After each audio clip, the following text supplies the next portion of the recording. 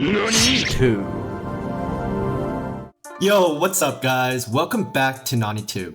Today, we're covering One Piece episode 601 to 700. Luffy just punched a scientist into the sky, a one-legged toy soldier is leading a revolution, and the dead brother's fire just came back to life in someone else's hands. This stretch of One Piece is chaos, but with a plan, and this plan just keeps getting bigger.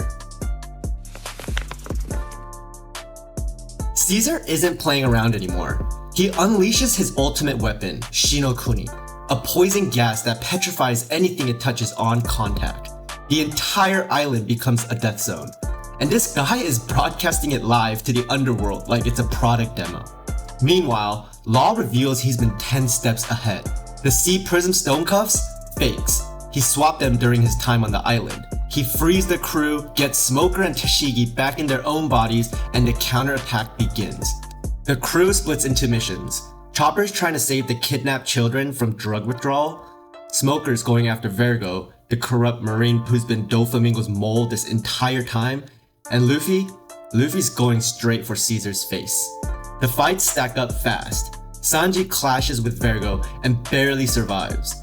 Zoro faces Monet, the snow woman, and ends her with a single vertical slash that's so clean, it's disrespectful.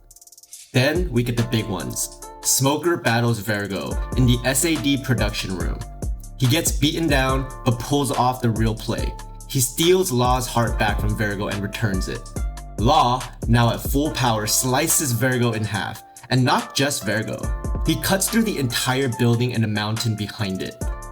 Law calls Doflamingo on the Den Mushi and tells him straight up, the supernovas are going to lead the new era. Cold. Luffy's fight with Caesar is a whole different energy. Caesar fuses with his own poison gas and turns into a massive toxic monster. He swallows his own subordinates just to flex, but Luffy's done playing. One Grizzly Magnum sends Caesar flying out of the building and into the sky. After the dust settles, the crew wraps things up. Law removes the drugs from the children. Kinemon reunites with his son Momonosuke. The G5 Marines pretend to hate the Straw Hats while clearly trying not to cry. It's weirdly wholesome. But the real power move happens after they leave. Law sends a message to Doflamingo. Resign from the Shichibukai, or Kaido will destroy you for losing the SAD supply. Doflamingo flies to Punk Hazard personally and attacks the G5 Marines. He nearly kills Smoker until someone unexpected steps in. Aokiji, the former admiral, just casually freezing Doflamingo like a warning shot. Doflamingo backs off, but you can feel it. This isn't over, not even close. The Straw Hats, Law, Kinemon, and Momonosuke sail toward their next target, Dressrosa, Doflamingo's home turf. And the moment they arrive, this arc goes from adventure to conspiracy thriller. Law's plan is clean. Deliver Caesar to Doflamingo as bait. Destroy the Smile Factory that produces artificial devil fruits for Kaido, and collapse the supply chain. Simple, right? Nothing in Dressrosa is simple. The island looks beautiful. Dancing, passion, living toys walking around like it's normal. But underneath all of that is a kingdom running on a horrifying secret. The crew splits up. Luffy hears that the prize at the Corrida Coliseum fighting tournament is Ace's old devil fruit, the Mera Mera no Mi. And there's absolutely no version of reality where Luffy lets that go. So he enters the tournament under the name Lucy, and puts on the worst disguise in anime history. The Coliseum is stacked. We meet Cavendish, a pretty boy pirate with a grudge against supernovas. Bartolomeo, a complete wildcard who turns out to be the world's biggest Straw Hat fanboy. Bellamy, back from the dead with something to prove. And Don Chinjao, an old legend with a personal vendetta against Garp's bloodline. Luffy fights Chinjao in Block C and wins with a haki-infused punch so powerful it reshapes the man's skull. The crowd goes nuts. Meanwhile, the real plot thickens everywhere else. On Greenbit, Robin and Usopp discover a hidden race of tiny warriors called the Tontata Dwarves. These little guys have been enslaved by Doflamingo's crew for years.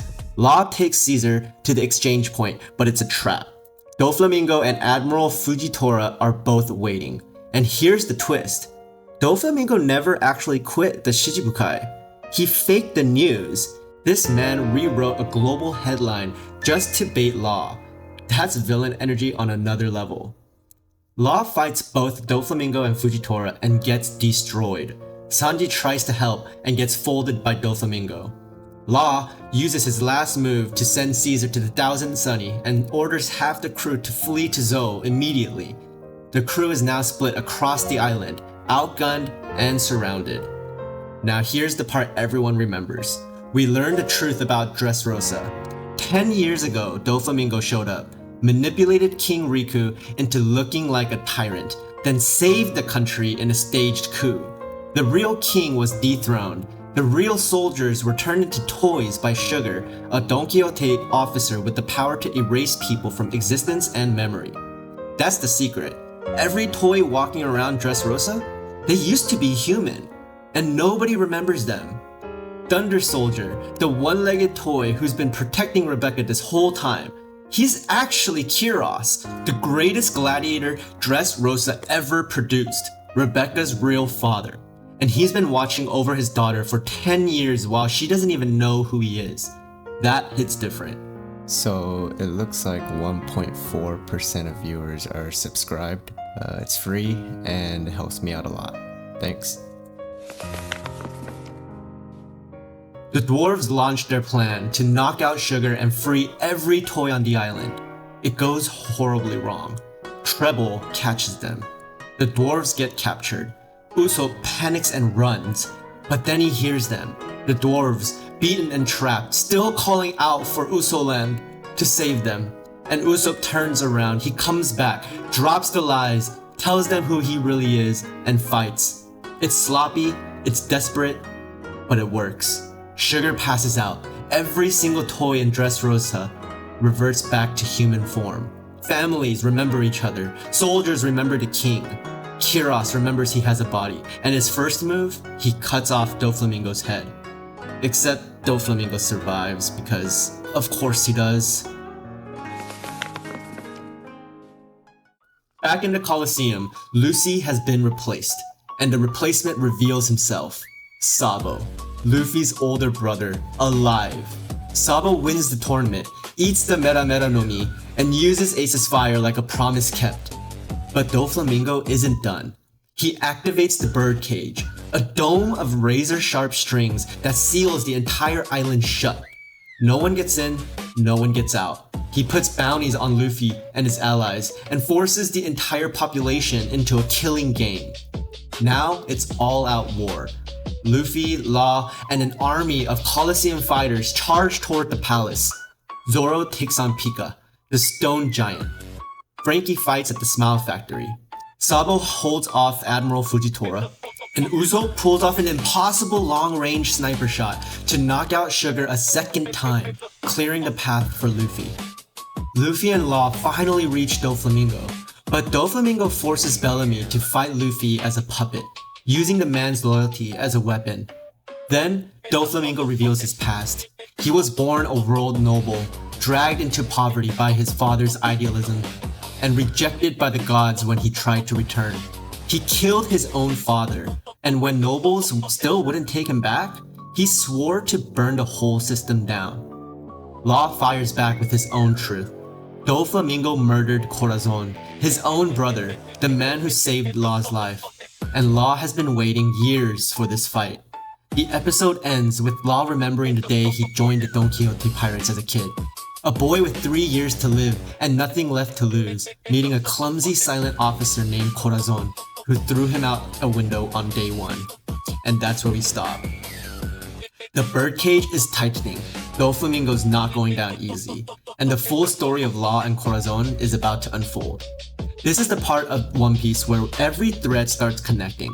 Emperors, warlords, revolutionaries, the world government. Next recap, we finish this fight.